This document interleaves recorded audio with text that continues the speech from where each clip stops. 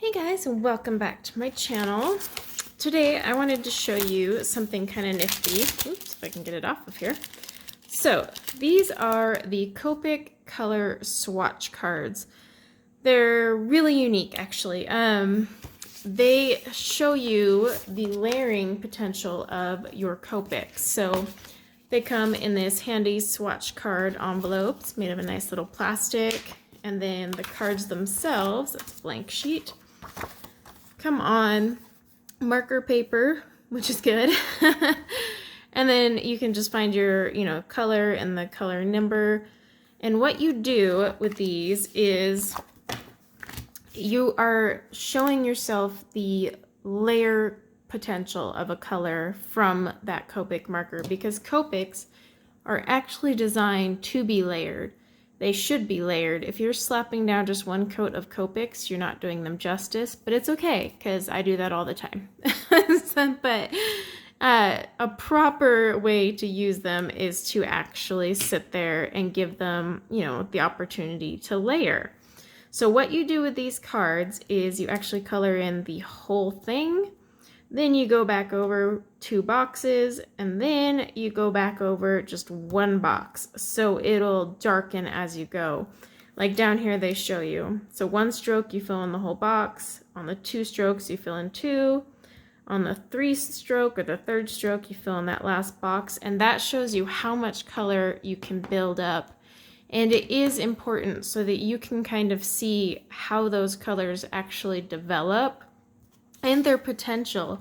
I mean, that is one thing that makes Copics really stand out in a crowd, is their layering capability and the fact that the colors were designed to layer. So I think I tried to pick colors that would make it easy to find. So BB 17 and 20, and then I was going to do a blue. So let me find my BG card. Now these were gifted to me by a wonderfully generous friend who knows I'm collecting Copics.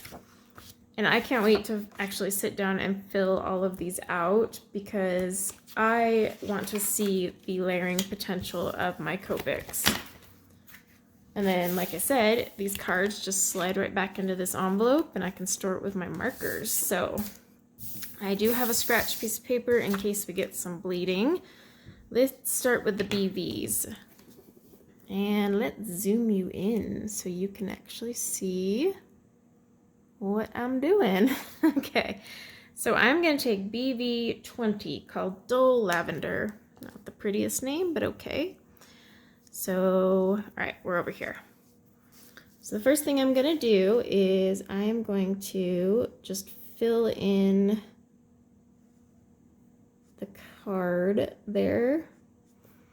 Okay, and now I'm going to follow their method, and so I'm just going to do the 2nd strokes in these 2 boxes. And yeah, I'm going to go out of the lines, but it happens. Okay, and then now I'm going to do my 3rd layer here.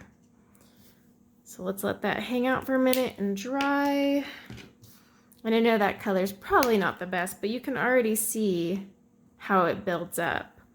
I do have a darker color though. So BV 17, deep reddish blue.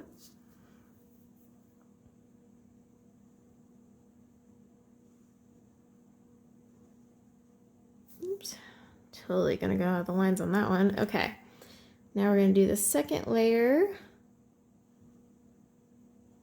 See how already it's darkening?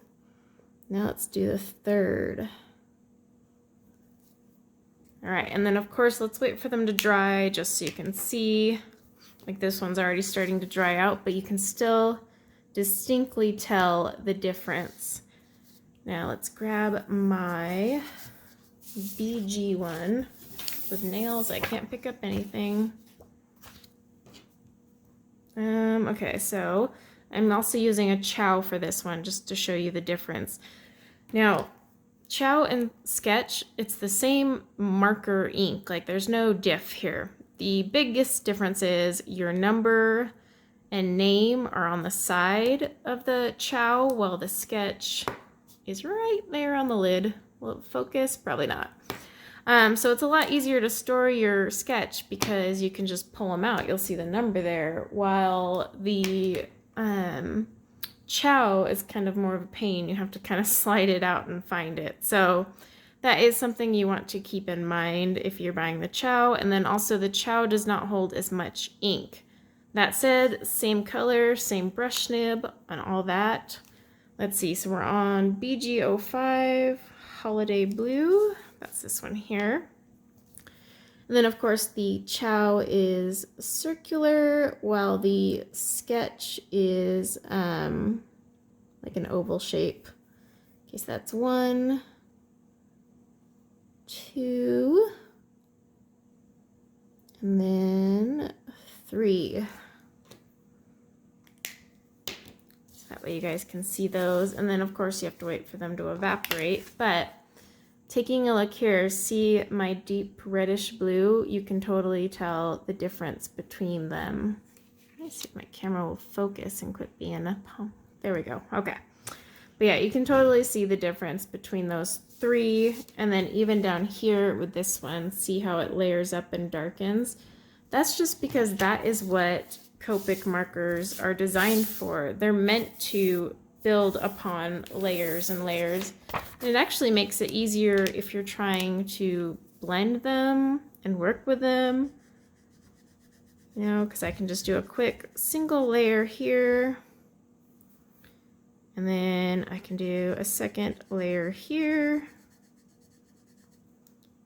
And then I can do a third layer here. It's harder to tell when you're not in a box, but as this evaporates, you'll be able to tell better. Of course, you should always wait for your first layers of markers to dry in general, just because you never know what you're going to get. And honestly, alcohol markers do not take that long to dry. But like say I left that one there to dry for a sec. And this one here.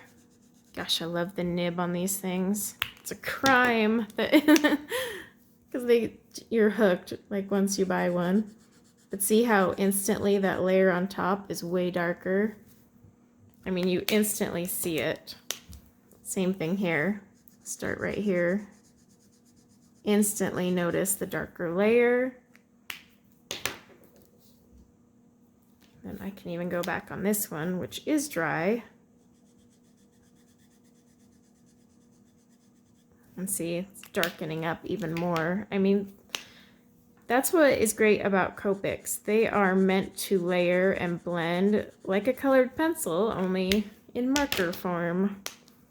So we'll get our third here. There, you can see even in the larger scale.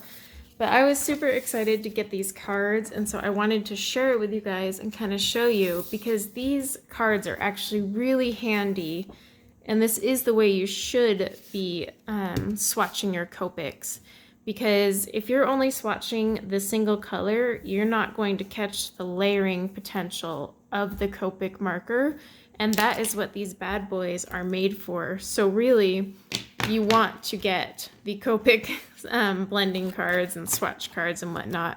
Now, do you have to go buy these ones? Absolutely not. You can make these yourself. I do have requests for printables, so if anyone would like me to create these in my own version for your Copics, just leave a comment below and I'll put that on my list. I don't mind doing that. I myself was spoiled. Like I said, someone was kind enough to send me these so I can actually sit here and swatch them all. And then I just keep them with my Copics. I'm going to actually punch a hole here and put a little ringy on there and hang them on my pegboard. And that way I can, you know, grab them and go. But yeah, do let me know if you want me to make a swatch chart for you guys so that you don't have to go hunting these down, because these aren't, I don't think you can find these on Amazon. If I find them on Amazon, I'll leave a link below, but I know the scrapbook stores have them. Either way, it is the ideal way to swatch a Copic or any alcohol marker for that matter, just to see what it does when you layer it. I'm not necessarily sure how impressive Ohuhus are when it comes to layering, but they will build up colors just like the Copics, just might not be as impressive, if that makes any sense. But yeah, guys, thank you so much for watching. I just wanted to show you the right way to swatch a Copic marker and the way you should be swatching your Copic markers. And again, you don't have to buy these charts specifically. You could do it on a standard swatch sheet, make your own. And then, like I said, if you want me to add that to the list of printables I'm making for y'all, I can do that too. But until next time, guys, take care.